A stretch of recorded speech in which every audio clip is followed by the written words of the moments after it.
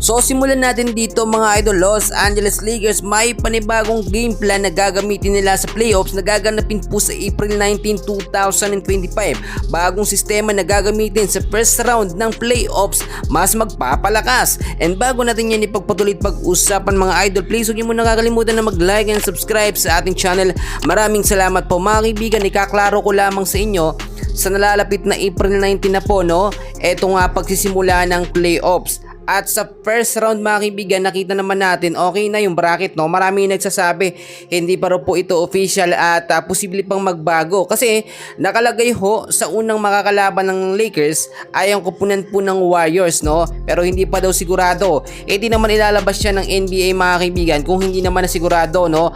O kung hindi pa sigurado na makakalaban o maglalaban ng Lakers at ang Warriors sa first game nila dito nga po sa playoffs. Ito na yung sinasabi natin. Panibagong game plan, estratehiya at sistema ang gagamitin po dito ni Coach JJ Redick. So far kung titignan ho natin, no, sa starting 5 na lineup ng Lakers, laging ginagamit ni JJ Redick yung pang malakasan talaga, which is laging available si Rui Hachimura, LeBron James, Austin Reeves, Jackson Hayes at si Luka Doncic.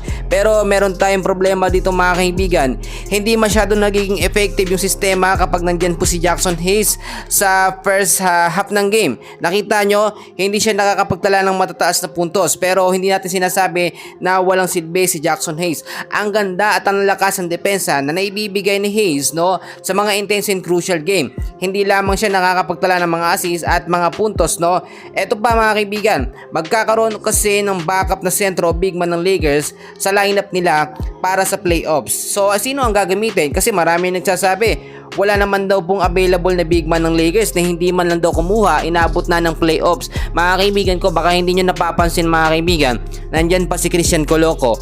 Eto hong si Trey Jemison, available pa yan. Pero inaasahang hindi gagamitin o ibabangko lamang, eto nga pong si Alex Len. Bukod pa dyan mga kaibigan, nagpapalit-palit lamang, no, kung napansin ho ninyo, si Rui Hachimura at si Dorian Finney-Smith. Yan po yung mga player na lagi po nagpapalitan sa starting 5 ng Lakers, no. Pero hindi po nawawala sa lineup. Ito nga pong si LeBron James, etong si Luka Doncic at si Austin Reeves. Nakabantay at nakabackup na rin etong si Gabe Vincent at si Dalton Knecht. Ayon na rin sa ating mga nakuhang update mga kaibigan, magiging madali lang yung magiging unang laban ng Lakers nga po dito sa playoffs, which is ang Warriors. Nasa mababang standings po ngayon ng Warriors mga kaibigan at nasa pang top 3 naman ang Los Angeles Lakers. Eto pa mga kaibigan, yung sinasabi ko sa inyong pagbawi ng Lakers mga kaibigan dito sa OKC Thunders ay mapapanood natin dito nga po sa playoffs. May posibilidad na magkaharap ulit ang Lakers at ang OKC Thunders, pero sa pagkakataong ito, bantay sarado na ng NBA Commissioner yung galawan ng mga referee. Yung dating naging referee mga kaibigan sa huling naging laban ng Lakers at ng Warriors, sinuspende na yun mga kaibigan, na dapat tinanggal na, no, kasi napakapangit ng kanyang restriction na binigay po kay Luka, no.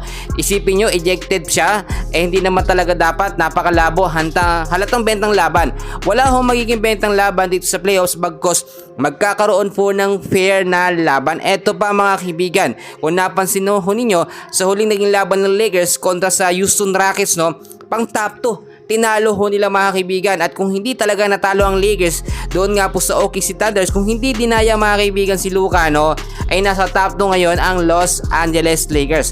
So ngayon marami nagsasabi yung sistema daw ba na ginagamit nito si JJ Redick parang small ball line na pa rin daw kasi wala naman daw legit na sentro. Si Jackson Hayes daw ginagamit lamang sa first quarter at ilang minuto na lamang na ibinibigay dito nga po sa second quarter.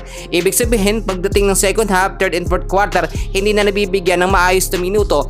Eto nga pong si Jackson Hayes, which is ang ipinapalit ay si Dorian Finney-Smith. Alam nyo mga kaibigan, napakaganda nga ng sistema na ginagawa ni JJ Redick kasi kahit yung mga power forward ng Lakers mga kaibigan, ginagamit niyang pang sentro. Sino-sino ba yon? Alam natin mga kaibigan, LeBron James hindi lamang sentro, no, ang kaya niyang gampanan.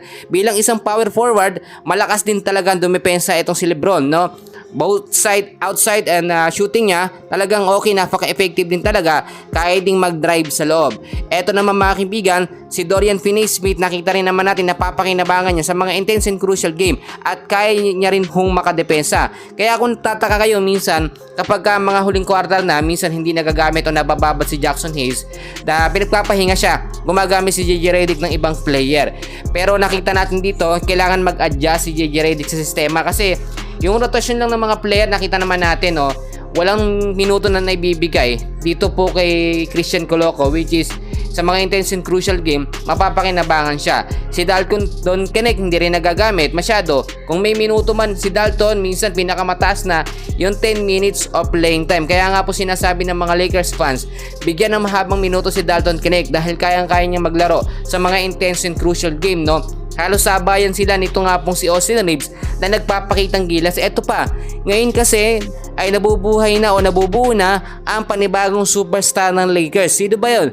Si Austin Reeves mga idol, kitang-kita natin yung huling mga laban. Ang ganda ho ng pinapakita in so far, no? Sa ilang minuto niyang paglalaro, ang tataas ng mga stats niya at mga puntos. At syempre, ang pinaka-original na superstar ng Lakers, Luka Doncic, no? Hindi po mawawala sa lineup. So abangan natin mga kaibigan ng mga next update. And dyan lang kayo. And please huwag niyong kakalimutan na mag-like and subscribe sa ating channel. Maraming salamat po.